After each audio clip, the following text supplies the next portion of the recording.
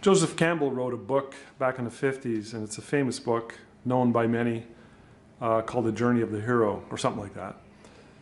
Anyways, it occurred to me that this idea of having heroes is timeless and important.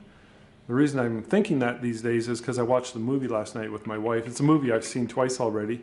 It's an older movie. It's called Reign of Fire. It's about dragons. And I was wondering, why is it that this movie is so timeless? You know how some movies, you can watch them over and over again, and it's a story, and it's really a story about the hero and the struggle, and of course, the pursuit of evil in a sense, and that is a dragon. So a dragon represents, it's metaphorically and an archetype, which represents a part of ourselves. If you remember The Hobbit, there was a scene in The Hobbit where he pursued the dragon into the cave, and the dragon was hiding underneath layers of gold coins. So that represents greed. But really what the dragon is it's an aspect of ourselves and the eternal quest to try and pursue a higher order and to become a better self.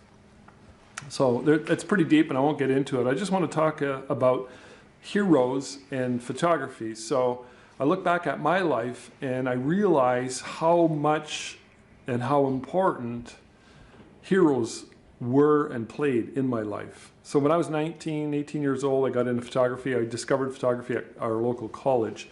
And the photography teacher back then, his name was Carl. He was a German guy, had a thick German accent. He was a tall, very, very, very brash, and, you know, I mean, if you got in his way, he just would speak his mind. But he was a really good photographer, and I really admired him. So I kind of put him up on a pedestal.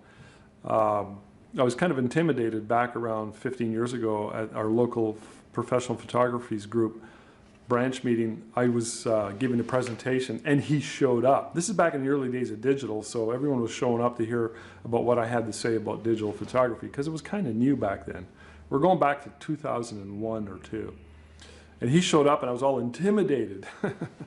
Anyways, he joked with me later on. He said, yeah, I remember when you were 18 years old, you came to me and you asked me if I, meaning I, bought a Leica camera, if I would be able to take good pictures like he did, because he shot on Leicas. Well, he's German, you know. So he joked about that. And of course, it's a naive thing to say, and I get it. And it's like, you know, I just got to get the right equipment, and then I will become a good photographer.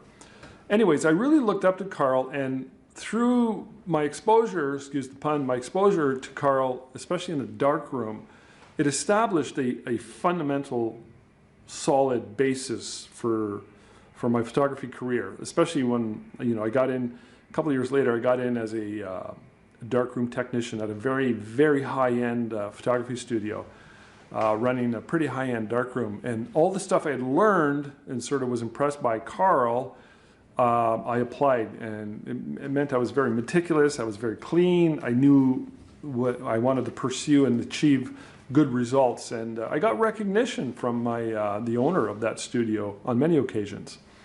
But I believe it applies, that what I learned applies to the fact that I had a hero like Carl.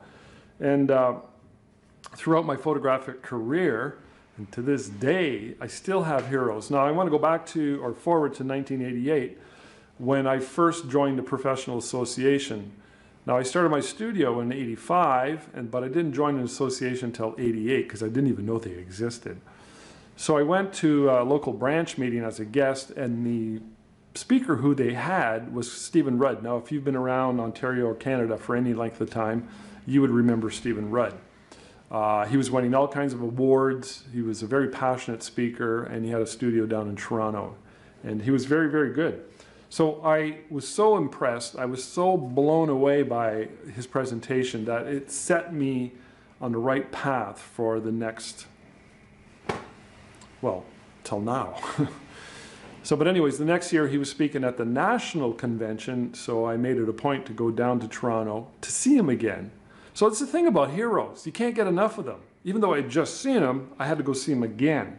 So that's one thing you notice about having a hero, is you constantly are plugged in and tapped into what it is that they are all about. You could say the same thing about Dan Kennedy, who's my marketing guru, my marketing hero. I got my first book about Dan Kennedy, or from Dan Kennedy, back in 1995, and it literally changed my life. So many heroes, so many heroes. You see, the heroes have qualities that we aspire, whether or not we want to learn to shoot like them, or whether or not we want to be plugged into their marketing, or we just like their enthusiasm and we want to be inspired. I think having heroes is so important, and it's not a good idea to poo-poo them aside and to say, nah, I don't need that. Well, you're going to limit yourself. I think it's a timeless concept. It's an archetype. And we can apply that archetype to our day-to-day lives and grasp onto heroes. There's a lot of my heroes are people that I know, peers, like Maria down in North Carolina, or Maggie down in Oakville, or John Ratchford up in Cape Breton, or Warren up in northern Alberta, and Hark down in Toronto. If I've missed anybody, it's a long list. I've got a long list of heroes. And you know, I'm so passionate about this idea and pursuing, connecting with these people that I consider to be heroes. I started interviewing them back in 2000. You know, the old cassette with the phones? This is pre-cell phone days.